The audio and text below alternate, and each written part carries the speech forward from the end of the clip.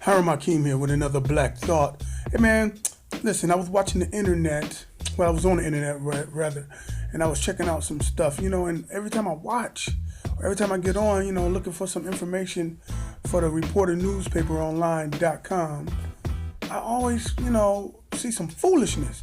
You look on Facebook, you see our young people fighting and beating up each other and jumping each other. Hell, I saw this past weekend a mother, a father, the whole school community. I'm talking about the teacher, the son, the cousin, the uncle, the whole community fighting. Like literally fighting on some Facebook on my timeline, man. And I was like, man, this is ridiculous, man. So, we got women fighting, we got girls fighting, and you guys all see that. We got young boys fighting, man. But so it made me wanted to put together this little series, and I'm gonna call it Act Right. Yeah, that's right. I'm gonna call it Act Right. Just made that up on the fly, man. So basically, I'm gonna take the boys first, because that's my thing, right? Because I'm a man. You know what I'm saying? So what I want to do is just touch on why boys act this way, or why our boys in our community act all cock diesel braggadocious, like almost to the point of straight thugs and fools and hooligans. Why is that happening? I'm gonna tell you why, man. I'm gonna give you a simple reason on this part one to this video, or to this series of videos that I'm gonna call Act Right. Okay, number one, the traditional, I don't believe, for the most part, and I'm generalizing, there's no righteous imagery for the young black male to see or mimic. We understand that the first thing that a child learns is how to mimic. That's their first connection to learning. They mimic. As a little person, they mimic. When they get a little older, in like kindergarten age, second grade, third grade, they pretend, they play.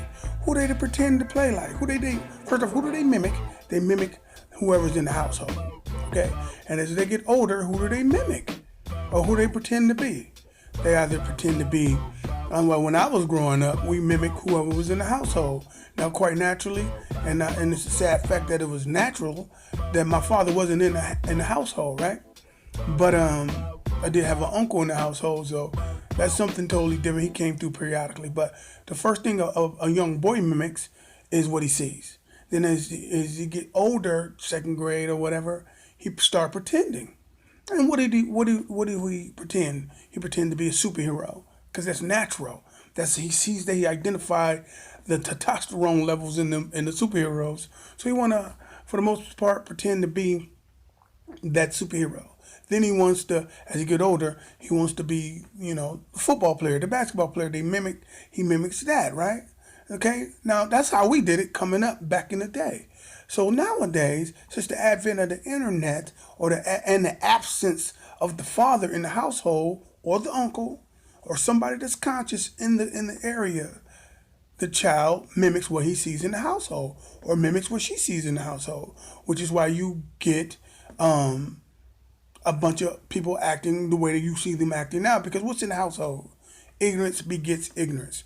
Ignorance begets ignorance. Foolishness begets foolishness. So if our people are acting like fools, the thing that's watching them, which is the kids, is going to have no choice but to mimic that foolish behavior, man. So ignorance begets ignorance, right? So now let's just say, since we trying to keep it on the boys or the young men, let's say there's no father in the household, or no male figure in the household. So like I said, when we grew up, it was the football players, it was the superheroes that we tried to mimic. For the most part, I think that still goes on. But also, there's something different in the equation in 2016. You have, I'm going to call them rappers, thug mentality, the thug imagery. I'm telling you, it's cool when you see it, but when you really see it, it's not cool.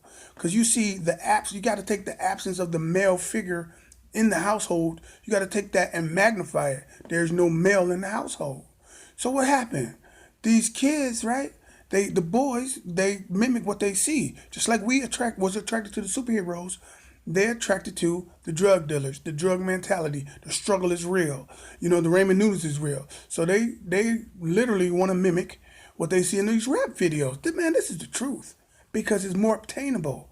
These ain't superhero figures. This ain't nobody from Krypton, somebody from Notre Dame, or somebody from Gotham, or somebody from Michigan State.